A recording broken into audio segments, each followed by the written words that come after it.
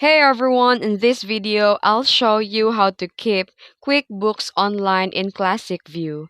Let's get started. First, open your web browser and go to QuickBooks Online. You can type the URL directly or open it with from the bookmarks that you've saved it. And from the homepage, click Sign In button located in the top right corner, and you may enter the email address or password. And after that, look at the left-hand menu of your dashboard and click on Reports.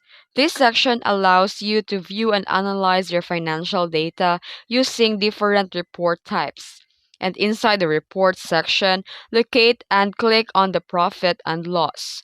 This report is commonly used as it provides a clear overview of your income and expenses. Opening this report is required to access the Classic View toggle. And to switch to Classic View, you can click this option and QuickBooks will automatically change the interface to the Classic View layout.